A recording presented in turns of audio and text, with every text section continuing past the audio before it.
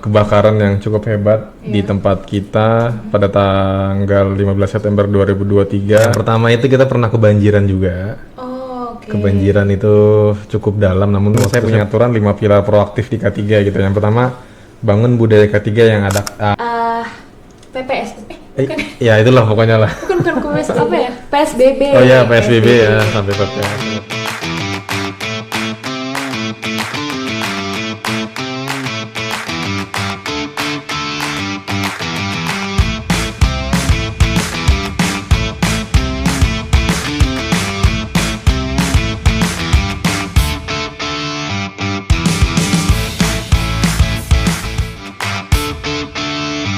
Suara Ketiga.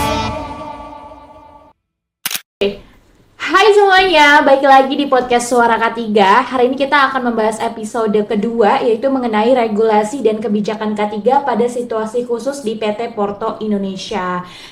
Nah, hari ini kita mengundang sosok profesional muda yang punya semangat tinggi nih dalam dunia manufaktur dan keselamatan kerja. Ada Bapak Fatih Fariman SE, yaitu seorang profesional yang saat ini menjabat sebagai manajer strategik Operational Excellence of Continuous Improvement di PT Porto Indonesia Sejahtera. Nah, perusahaan Porto ini tuh perusahaan manufaktur alas kaki ternama dengan brand populer seperti Porto, Porto Kids, dan juga ada Porto Lady. Nah, beliau ini memiliki pengalaman luas tentunya di bidang produksi dan health, safety, and environment, serta juga berperan aktif dalam mengembangkan sistem continuous improvement dan quality management system atau QMS di perusahaan ini. Nah, tentunya ya teman-teman, dengan semangat yang tinggi dalam membangun budaya kerja yang aman dan juga efisien dan berkelanjutan, Pak Fatih menjadi sosok inspiratif dalam penerapan K3, terutama dalam menghadapi situasi khusus seperti pandemi, kemudian juga bencana ataupun krisis di dunia manufaktur. Langsung aja kita sambut dengan hangat Bapak Fatih Fariman SE. Oke. Ya, halo, selamat siang semuanya. Oke, Bapak. Thank you telah mengundang saya ya di dalam podcast ini ya. Tentunya jadi kebanggaan tersendiri dan ingin sharing lah sebenarnya apa aja sih yang bisa kita berikan semangat ini kepada anak-anak muda tentunya ya di Benar-benar. dunia kampus yang teman-teman juga pastinya belum ada pengalaman, dan ini mungkin jadi pengalaman cerita yang jadi cukup menarik lah Benar. buat kita semua nantinya. Tentunya jadi pembelajaran dan insight baru juga ya Bapak. Oke, mungkin kita langsung aja masuk nih ya ke segmen yang pertama gitu. Mungkin aku langsung tanya masuk ke pentingnya K3 Diskusi khusus nih. Sebenarnya Pak Fatih, kalau misalnya kita flashback dikit kembali gitu ya ke beberapa tahun terakhir, kita semua tuh tahu kalau misalkan betapa beratnya gitu dampak dari pandemi dan juga berbagai krisis yang terjadi. Nah, menurut Bapak sendiri nih ya, kenapa sih sebenarnya penerapan K3 di situasi khusus seperti ini tuh penting banget untuk kita bahas gitu di acara hari Ya, ini? ya. Oke, jadi terkait apa namanya peran penting penerapan K3 ya di dalam situasi khusus ya. Ya, tentunya tahun 2020 kita pernah ada pandemi coronavirus Benar, ada ya, COVID. sampai tahun 2023 akhir, yang dimana itu menjadi hal-hal yang saya rasa di semua perusahaan berevolusi Benar. atau berimprovement, ingin melakukan apa tapi terbatas oleh aksesibilitas. Oke. Nah, di K3 sendiri sebenarnya poin pentingnya itu bagaimana kita menerapkan early warning system ya, di mana itu sistem yang mampu mendeteksi sebuah resiko, kemudian mempertahankan aset terpenting kita, karena dari pandemi itu kita banyak kegiatan-kegiatan yang terbatasi gitu ya. Kemudian kita juga harus memastikan namanya bisnis continuity gitu ya, Oke. yang dimana perusahaan ini tidak hanya beroperasi untuk pekerjaannya aja, tapi tanpanya ada manusia ya tidak ada yang bisa dikerjakan gitu kan. Benar. Apa yang bisa kita kerjakan kalau manusianya nggak ada? Nah, ini yang menjadi evolusi kita, bagaimana penerapan K3 dalam situasi khusus ini untuk kita bisa lakukan hal-hal yang sekiranya manusia tetap bisa bekerja tapi produktivitas tetap kita tingkatkan, tapi kesehatan di dalam manusianya yang di dalam bekerja itu juga harus kita perhatikan. Seperti itu. Yes. Jadi sebenarnya bagaimana kita beradaptasi dan membangun ketahanan resilient itu yang mungkin harus kita pikirkan di masa depan yang akan datang.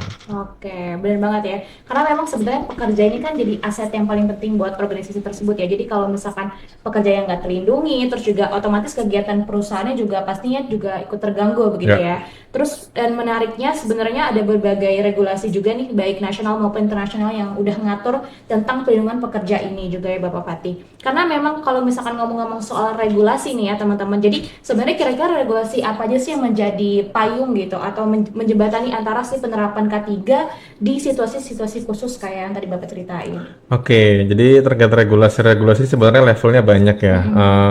Spesifikasi penerbitannya juga payung hukumnya cukup banyak dan responsif gitu ya. Nah, yang mungkin saya ketahui terkait struktur narasi ini berlapis dan cukup jelas. Yang pertama payung hukum utamanya dulu deh. Iya, Di ketiga apa sih payung hukum utamanya yaitu Undang-Undang Nomor 1 tahun 1970 tentang kesehatan keselamatan kerja. Benar. Di sana dijelaskan berbagai macam aspek terkait kesehatan tentunya ya, bagaimana kita menghadapi situasi khusus dan kritis seperti contoh pandemi corona kemarin gitu ya. Kemudian respon khusus yang mungkin diaktifkan atau dispesialis ya. Terakhir Undang-Undang Nomor 6 tahun 2018 tentang karantina kesehatan ya, itu terbit tahun 2018 yang dimana terjadi di 2020 terkait pandemi. Kemudian ada regulasi turunan lagi yaitu the operational guidance ya, yang dimana ini dari Kementerian Ketenagakerjaan yang menerbitkan regulasi tersebut, di mana tentunya didukung oleh Peraturan Menteri Ketenagakerjaan juga nomor 2 tahun 2020 tentang pencegahan dan penanggulangan COVID gitu ya. Oke. Yang pada saat itu terbit juga surat edaran tentang dari Menteri Ketenagakerjaan terkait menindaklanjuti perkembangan terbaru dari COVID Corona di tahun 2020. Nah, kemudian sektor internasional lainnya nih ada standar internasional seperti ISO 45001 yang dimana banyak juga bahasan cakupannya yang mungkin di banyak perusahaan sudah menerapkan gitu ya. Jadi aspek-aspek turunan dan regulasi cukup jelas, kita harus mengatur kepada hal yang seperti apa dan bagaimana gitu. Yang penting ekosistem regulasi ini dijalanin gitu, dan kita harus sebagai seorang K3 juga harus semakin lincah dan adaptif dan semakin profesional lah. Jadi kita siap terhadap segala macam perubahan berdasarkan risk management atau risk resikonya. Jadi apapun yang terjadi di masa depan, regulasinya sudah ditetapkan, kemudian hal-hal yang mesti dibangun juga kita biasakan, dan agility yang di tempat perusahaan masing-masing itu yang harus tetap kita gaungkan buat kesiapan perubahannya. Oke, Gitu. berarti memang sebenarnya regulasi ini sudah diterapkan juga ya dari sebelum ada pandemi di tahun 2018. Ya. Kemudian emang ada pandemi langsung berlanjut ke bawah-bawahnya juga Ya. gitu ya. Oke, terima kasih untuk regulasi nih. Jadi kita akan bahas masuk ke lebih mendalam tentang PT Porto Indonesia Sejahtera sendiri ini. Sebenarnya kalau boleh tahu ada nggak sih Pak kayak situasi khusus yang pernah dihadapin gitu sama PT Porto Indonesia yang kayak bisa dikategorikan sebagai situasi khusus kayak misalkan entah pandemi atau misalkan gangguan produksi karena bencana atau krisis lain yang berdampak pada si pekerja itu sendiri. Mungkin boleh diceritain. Oke, selain situasi khusus krisis di tahun 2020 sampai 2022 atau 2023 awal gitu ya, kita secara langsung pernah mengalami kejadian luar biasa yang dimana itu kebakaran yang cukup hebat di tempat kita pada tanggal 15 September 2023, yang dimana itu menjadi pembelajaran berharga buat perusahaan tentunya, buat kita semua. Banyaklah hal-hal yang mungkin kita bisa terapkan di sana. Mungkin ada cuplikannya ya, bisa boleh. di-share, nanti akan saya bahas detail lanjutnya gitu ya. Oke, udah dilihat cuplikannya tadi ya. Ya, mungkin mau bercerita sedikit tentang kejadian krisis yang terjadi di 2023 September ya. Itu kejadian ketiga kita lah dalam menghadapi krisis. Yang pertama itu kita pernah kebanjiran juga. Oh, oke. Kebanjiran itu cukup dalam, namun waktu itu saya belum join di Porto ya. Itu ceritanya hampir tenggelam lah tempat kerja kita, hampir Berapa meter tuh Mas? setengah badan lah itu. Segini berarti. Jadi semua fasilitas ya segini, Oke. semua fasilitas kantor kita, ruang meeting dan lain sebagainya itu terendam banjir. Bahkan sampai karyawan itu naik getek ke wilayah Kapuk Muara sana gitu ya. Jadi cukup menggongkan lah kejadian kebanjiran itu. Nah dari situ kita belajar, facility kita harus perbaikin. Kemudian tanggap bencana darurat kita terkait emergency response team juga kita harus perbaiki nih bagaimana cara kita menanggulangi situasi kebanjiran. Nah, alhamdulillah sampai saat ini kita belum pernah ada kejadian kebanjiran lagi. Nah, kejadian kedua kita ada pandemi corona gitu ya, yang semua tahu hampir semua mungkin di semua perusahaan banyak yang di off, banyak yang di WFH karena PPNK apa namanya tuh? PPNDB ya apa namanya? Pembatasan skala apa ya waktu itu? Oh, eh PPS, bukan, Ya itulah pokoknya lah. bukan apa ya? PSBB. Oh ya PSBB ya sampai sampai PSBB yang dimana dirumahkan pekerjanya sampai ya mempengaruhi omset juga. Tapi di situ kita nggak berhenti buat menyerah lah. Di K3 kita banyak menerapkan kita pengujian tes, kita ada tes rapid. Teman-teman yang banyak masuk yang kita uji di sana, kemudian bagaimana cara kita menanggulangi virus-virus tersebut. Nah itu kita buat timnya lah, tim khususnya buat menangani apakah ada yang terjangkit atau tidak. Kemudian yang terakhir ini kebakaran ini ya, yang dimana itu kejadian di hari Jumat di jam setengah 12 gitu kurang lebih.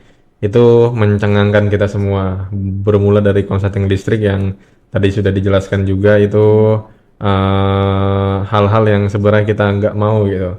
Dan saksi bisu juga saya ada di sana, saya melihat sendiri, memadamkan sendiri juga. Mungkin kalau teman-teman lihat, kalau teman-teman tahu apar 7 kilo, tahu ya beratnya semana ya. Nah itu saya gotong sampai 3. Wah, Gotong sampai 3, langsung dioperasikan tiga-tiganya gitu.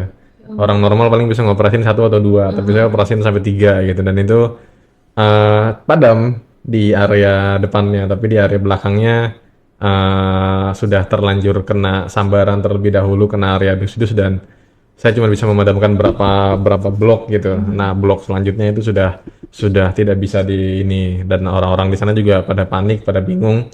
Dan di situ sebagai seorang safety, saya memutuskan dalam waktu beberapa detik lah ini sudah tidak bisa diselamatkan. Ini harus kita evakuasi. Pikiran pertama saya adalah bagaimana cara manusianya selamat dulu nih. Iya benar. Evakuasi total dulu yang harus saya pikirkan bagaimana orang benar-benar selamat. Dan pada saat itu langsung tim saya suruh hubungi damkar datang kurang lebih 15 menit datang, tapi api sudah luar biasa hebat tadi di video gitu ya.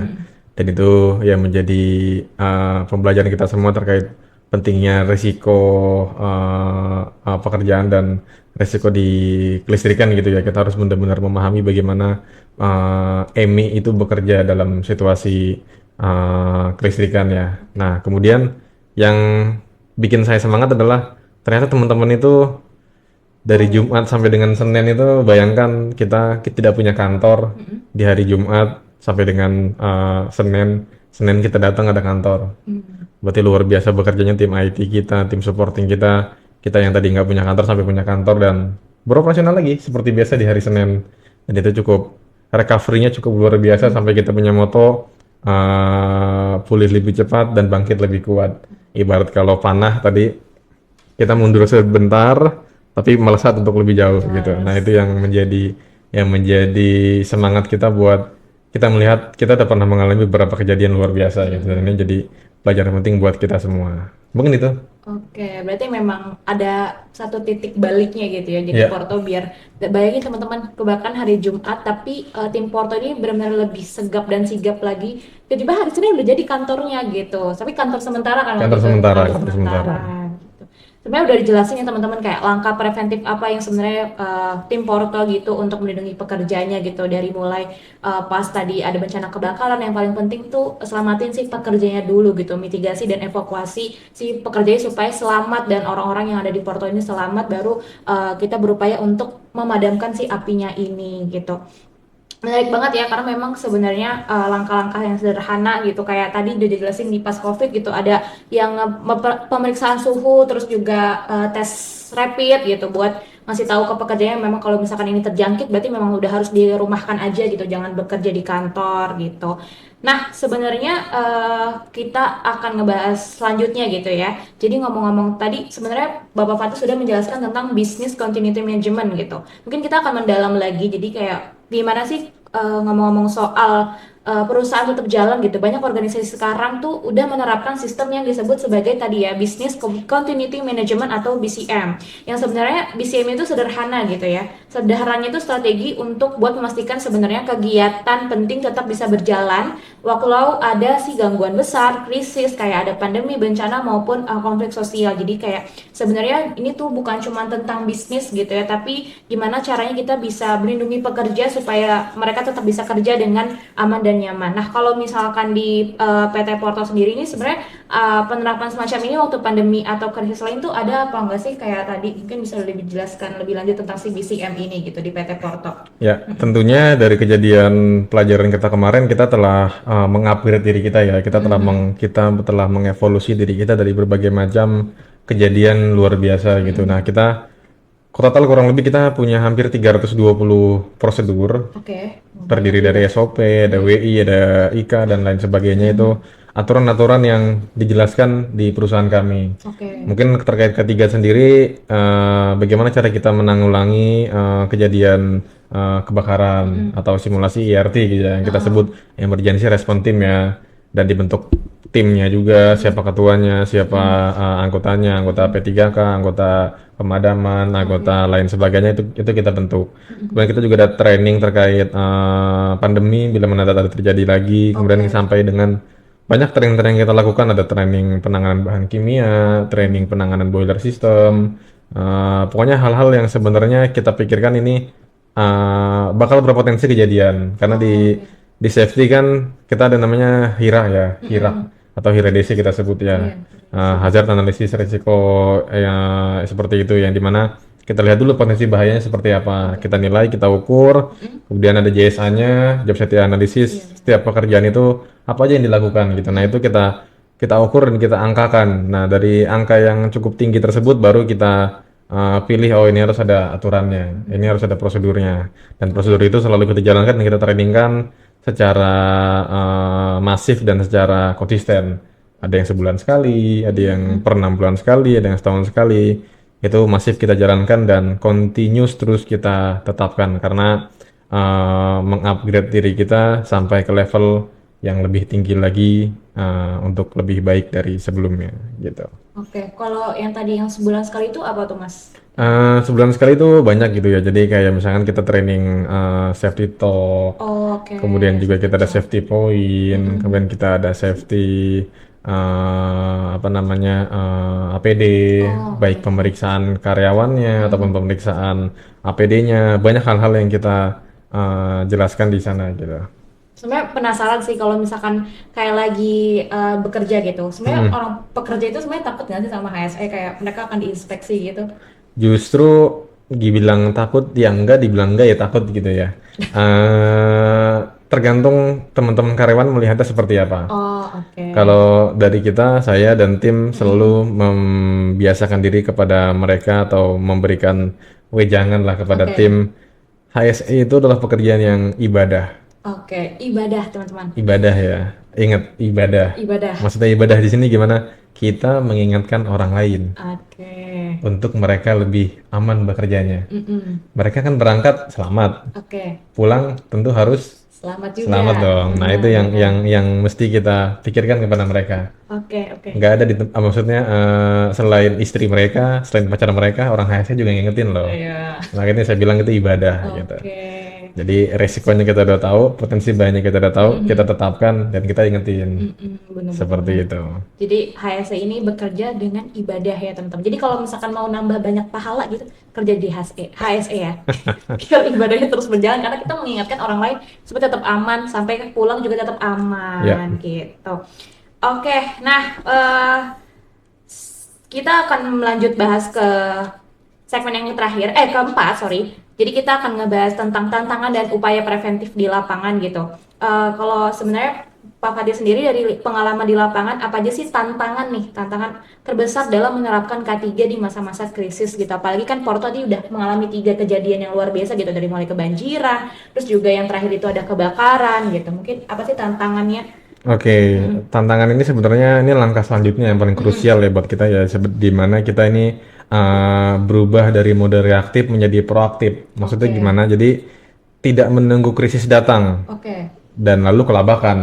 Tapi bagaimana kita membangun ketahanan atau resilient terhadap krisis tersebut. Kalau saya sebutkan di sini mungkin saya punya aturan 5 pilar proaktif di K3 gitu. Yang pertama, bangun budaya K3 yang adaptif, bukan yang baku gitu. Jadi protokolnya bagaimana, kemudian ketahanan terhadap perubahan itu seperti apa. Nah, itu yang perlu kita tekankan di sini. Jadi jadikan ketiga itu suatu nilai dan bukan sebagai peraturan. Karena banyak orang yang menilai ketiga itu adalah peraturan gitu ya. Ini kayak gini-gini ribet. Tapi sebenarnya adalah sebuah nilai, sebuah culture yang dimana teman-teman secara nggak langsung mengikuti aturan tersebut gitu.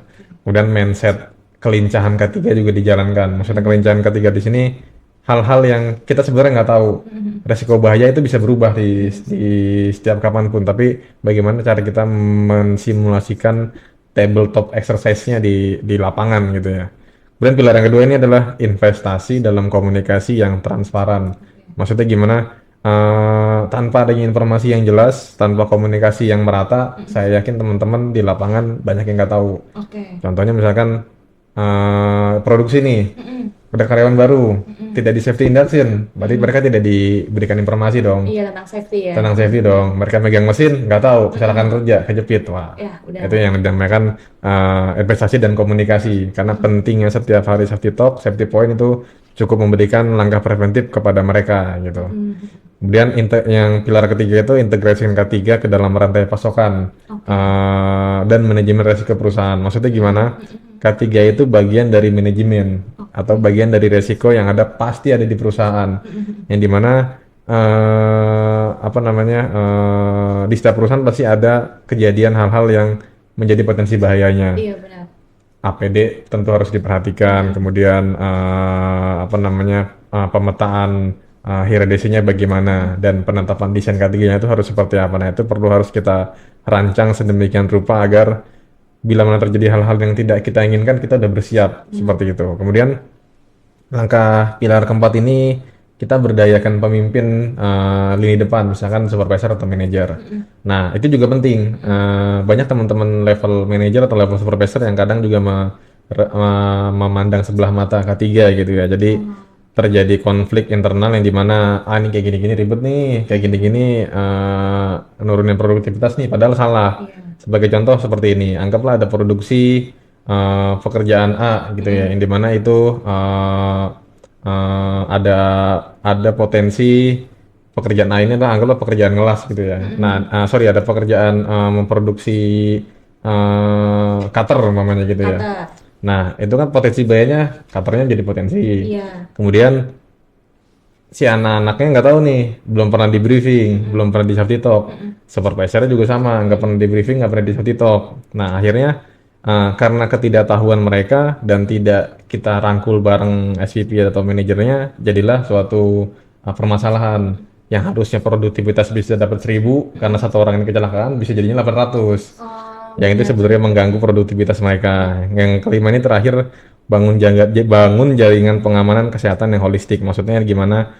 Terkadang gangguan kesehatan mental juga harus diperhatikan. Nah, di tempat kita selalu setiap harinya kita selalu cek fatigue mereka, tingkat kelelahan bekerja mereka seperti apa. Dan kita juga ada pengecekan pengecekan alkohol ya. Jadi apakah ada pekerja yang terindikasi meminum alkohol baik sebelum bekerja atau sesudah bekerja. Nah, itu bila mana mereka meminum alkohol pasti kan mengganggu produktivitas kan. Nah, itu hariannya kita cek juga setiap harinya. Kurang lebih seperti itu. Menarik. Kalau misalkan udah terdeteksi alkohol gitu berarti mereka nggak boleh bekerja dulu di hari itu gitu. Ya, kita suruh pulang. Oh, iya. Gitu. Dipotong gaji nggak tuh kira-kira? Dipotong nggak? Teman-teman, kalau bekerja udah bekerja aja, nanti minum alkoholnya ntar gitu. Oke, dari yang paling aku highlight itu adalah si paling komunikasi ya. Sebenarnya memang koordinasi itu jadi sering jadi kuncinya. Kadang kita tuh sebenarnya jadi HSO udah punya niat baik, tapi kalau misalkan komunikasi yang nggak jalan, tentunya hasilnya atau produktivitas itu bisa berantakan gitu. Nah, kalau misalkan dari sisi preventif sendiri nih, apa aja sih langkah-langkah yang bisa dilakukan si PT Porto supaya tantangan ini tuh bisa diantisipasi sejak awal gitu? Oke, langkah-langkahnya yang tadi mungkin sudah saya sampaikan beberapa ya. Misalkan di setiap kita kan ada beberapa multi site pabrik gitu ya. Iya. Nah, kita pastikan di tempat kita itu ada seorang safety man-nya Oke. atau ada juru bicara K3-nya ya yang memastikan dia yang menjalankan fungsi K3 dengan baik dan benar. Langkah-langkah yang pertama. Kemudian langkah-langkah yang kedua, membangun prosedur tidak hanya prosedur gitu ya, tapi itu benar-benar dijalankan menjadi sebuah budaya. Karena sering banget SOP yang semakin tebal, tapi nggak dijalankan gitu. Nah itu juga menjadi bias karena tidak dijalankan gitu. Kemudian mindset lah, mindset terhadap budaya safety tadi masih cukup lemah, banyak di beberapa perusahaan dan itu menjadi tantangan juga buat teman-teman safety karena ya tadi saya bilang sederhananya kecelakaan kerja tapi itu mengganggu produktivitas gitu ya harus bisa dapat sekian ribu pasang atau sekian ribu pieces tapi kan ada teman-teman yang akan ada satu orang yang kecelakaan tapi menjadi penurunan produktivitas. Nah itu banyak lah halnya faktor-faktornya Oke. gitu. Jadi memang sebenarnya dari PT Proto sendiri ini udah menyiapkan gitu ya, ada pencegahan dan juga kesiapan karena memang sebenarnya pada dasarnya pencegahan itu selalu lebih murah gitu ya daripada penyesalan. Jadi kalau misalkan sistem tanggapnya sudah siap dari awal, dampak krisisnya itu bisa ditekankan jauh lebih kecil kayak tadi cerita tentang si produktivitasnya gitu. Oke teman-teman, jadi dari obrolan hari ini sebenarnya kita bisa tarik satu benang merah. Jadi memang keselamatan dan kesehatan kerja itu bukan cuma untuk tentang mematuhi peraturan atau SOP gitu ya, tapi tentang menjaga keberlanjutan hidup dan bisnis secara bersamaan atau tadi kita bahas tentang business continuity management atau BMS gitu.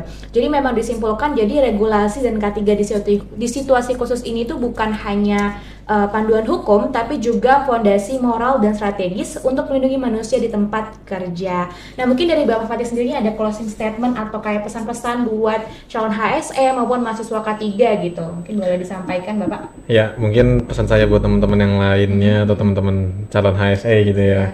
Ketiga ini telah berevolusi dari sekedar prosedur keselamatan menjadi fondasi ketahanan di sebuah kultur organisasi gitu ya.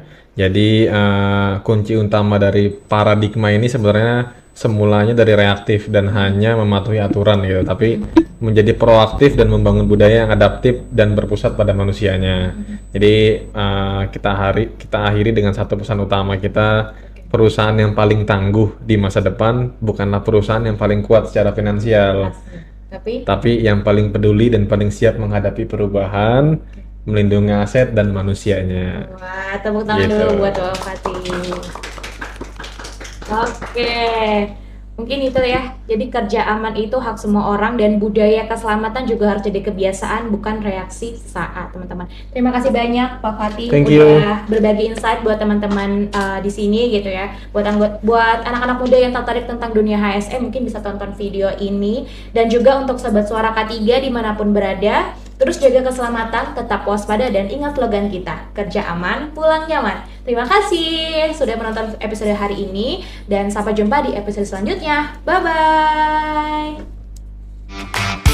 bye.